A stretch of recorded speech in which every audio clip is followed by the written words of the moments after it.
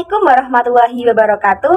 Halo semuanya, apa kabar hari ini? Semoga semua dalam keadaan sehat ya. Pada pertemuan mata kuliah bimbingan dan konseling yang diampu oleh Dr. Randa Kurniana Bektiningsih MPD kali ini, kelompok 8 akan mempresentasikan materi tentang jenis-jenis masalah siswa di berbagai tingkat sekolah, baik TK, SD, SLTP, atau SLTA, dan penanganannya. Baiklah, sebelum memasuki ke materi, perkenankanlah saya untuk memperkenalkan anggota kelompok 8.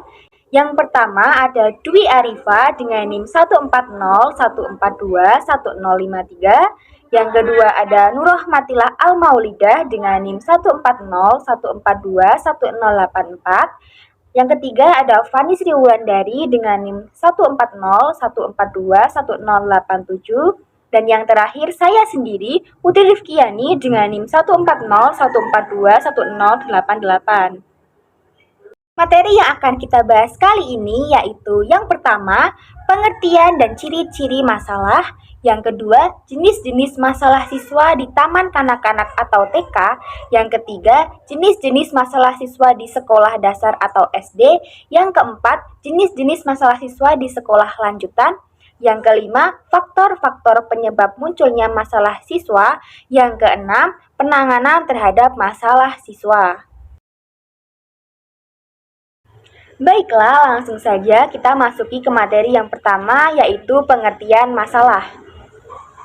Dalam perkembangan dan proses kehidupan, manusia sangat mungkin menemui berbagai permasalahan, baik masalah individu secara perorangan maupun kelompok. Ketidakmampuan setiap individu untuk mewujudkan perkembangan yang optimal pada 4 dimensi yang meliputi individualitas, sosialitas, moralitas, religiulitas yang disebabkan oleh berbagai permasalahan yang dialami selama proses perkembangan. Hal tersebut bisa terjadi pada siswa sekolah mulai tingkat taman kanak-kanak atau TK hingga sekolah menengah atas. Jadi, apa itu masalah? Secara sederhana, masalah dapat diartikan sebagai suatu yang menghambat, merintangi, atau mempersulit seseorang untuk mencapai maksud dan tujuan tertentu. Bentuk konkret dari hambatan atau rintangan itu dapat bermacam-macam, misalnya godaan, gangguan dari dalam atau dari luar, tantangan yang ditimbulkan oleh situasi hidup. Materi selanjutnya mengenai ciri-ciri masalah. Adapun ciri-ciri masalah adalah sebagai berikut. Yang pertama, masalah muncul karena adanya kesenjangan antara harapan dan kenyataan. Yang kedua, semakin besar kesenjangan, maka masalah semakin berat. Yang ketiga, tiap kesenjangan yang terjadi dapat menimbulkan persepsi yang berbeda-beda. Yang keempat, masalah muncul sebagai perilaku yang tidak dikehendaki oleh individu itu sendiri maupun oleh lingkungan. Yang kelima, masalah timbul akibat dari proses belajar yang keliru. Yang keenam, masalah memerlukan berbagai pertanyaan dasar atau basic question yang perlu dijawab. Yang ketujuh, masalah dapat bersifat individual maupun kelompok. Sedangkan menurut teori Dewey, masalah pada hakikatnya memiliki 5 ciri utama, yaitu yang pertama, akan membuat seseorang merasa bimbang, bingung, dan kesulitan. Yang kedua, akan membuat seseorang berusaha untuk merumuskan masalah karena ingin dipecahkan. Hal ini bertujuan untuk mengatasi kebimbangan dan kesulitan yang dialaminya. Yang ketiga, akan membuat seseorang mengumpulkan data atau informasi sebagai suatu langkah untuk menemukan solusi dalam masalah yang dialaminya. Yang keempat, akan membuat seseorang mengembangkan ide untuk mendapatkan pemecahan yang terbaik melalui penalaran. Dan yang kelima, akan membuat seseorang mengambil kesimpulan yang didukung oleh fakta-fakta atau bukti-bukti yang telah dikumpulkan. Materi selanjutnya, saya akan menjelaskan terkait materi jenis-jenis masalah siswa yang terjadi pada anak-anak di tingkat pendidikan taman kanak-kanak atau TK, kemudian tingkat SD maupun tingkat sekolah lanjutan. Yang pertama adalah jenis-jenis masalah siswa di tingkat taman kanak-kanak TK. Adapun masalah-masalah yang dihadapi oleh anak-anak di TK biasanya berkaitan dengan gangguan pada perkembangan anak. Menurut Deliana SM dan Koto R, mengemukakan bahwa secara garis besar, masalah di TK dapat digolongkan menjadi 3, yaitu masalah fisik, masalah psikis, dan masalah sosial. Yang pertama ada masalah fisik. Masalah fisik yang dialami oleh anak-anak TK umumnya meliputi dengan masalah gangguan fungsi panca indera, yang kemudian ada cacat tubuh, yang ketiga ada obesitas atau kegemukan, yang keempat ada kidal, yang kelima ada hiperaktif. Kemudian yang kedua ada masalah yang berkaitan dengan psikis.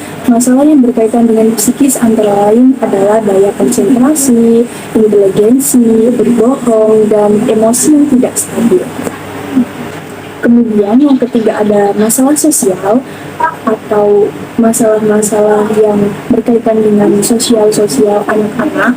Yang pertama ada masalah pada tingkah laku yang agresif, yang kedua ada daya saing kurang atau cenderung menarik diri dari lingkungan.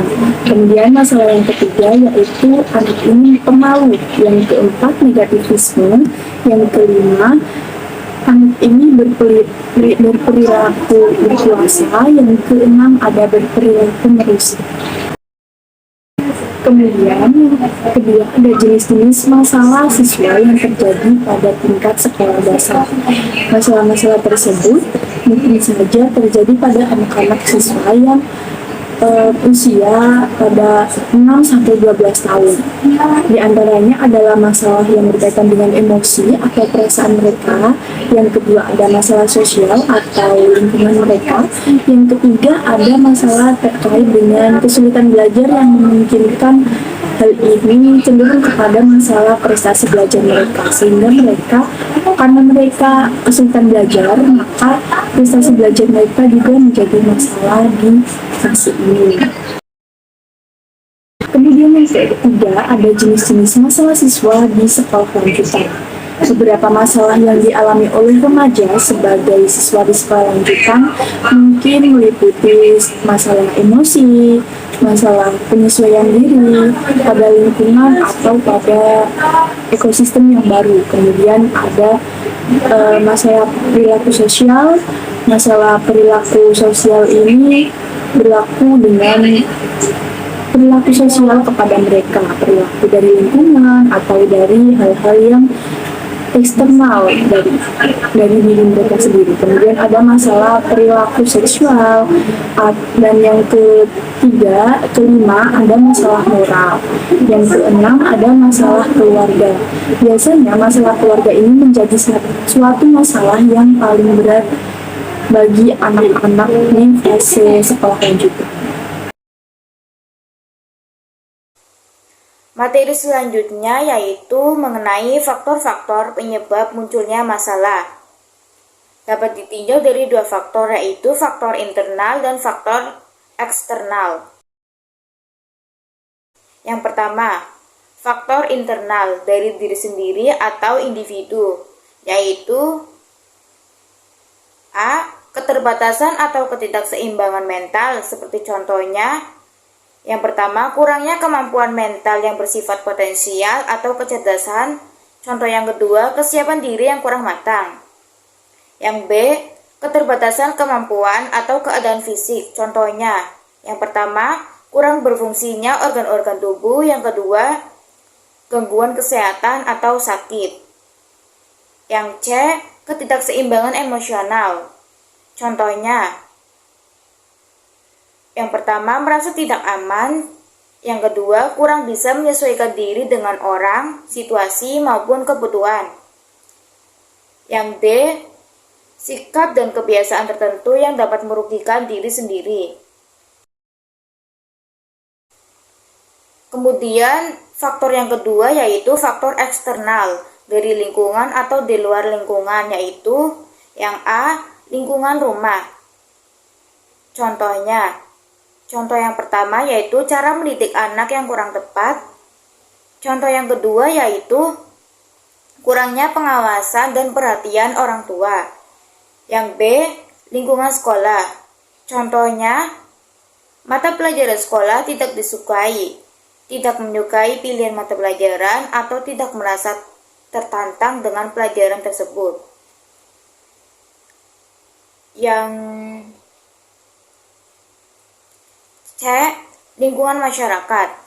Lingkungan masyarakat yang tidak sesuai. Kemudian, teman-teman bergaul atau sebaya di sekitar yang tidak sesuai.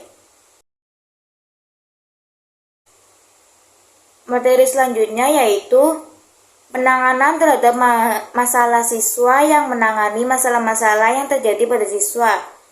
Terdapat 5 penanganan yang ada untuk menangani masalah tersebut, yaitu dengan cara 1.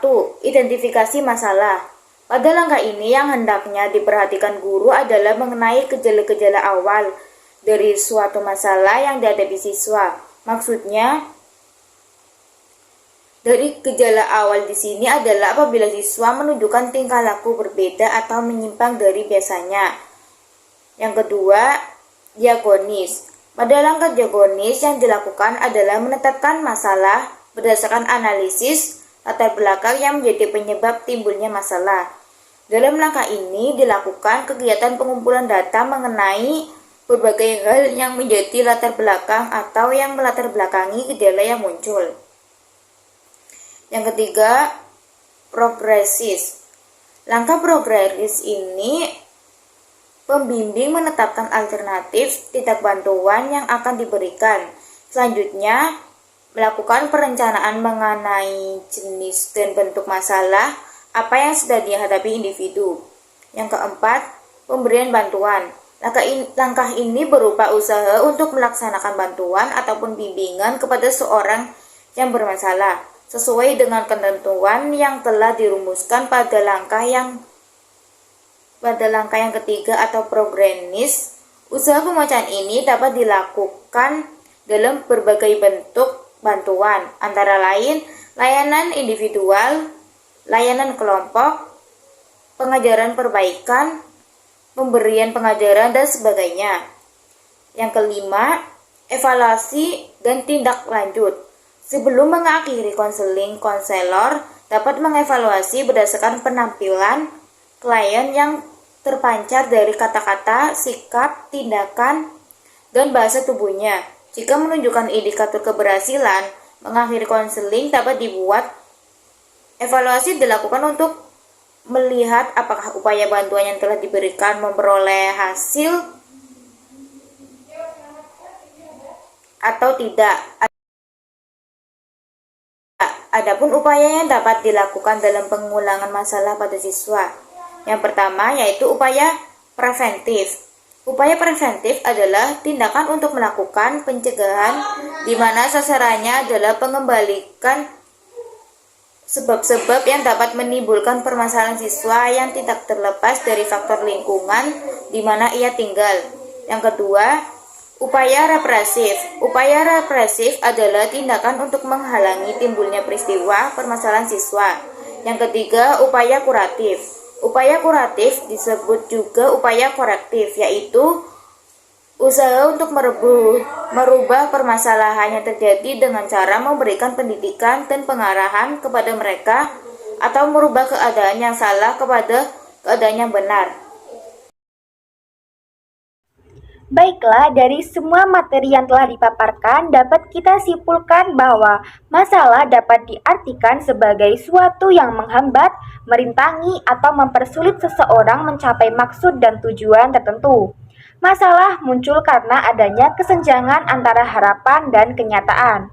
Masalah yang dihadapi oleh siswa di taman kanak-kanak biasanya berkaitan dengan gangguan pada perkembangan anak. Siswa sekolah dasar berada pada fase akhir masa kanak-kanak dan berada pada rentangan usia antara 6 tahun hingga 12 tahun atau sampai munculnya tanda-tanda fase prapuber.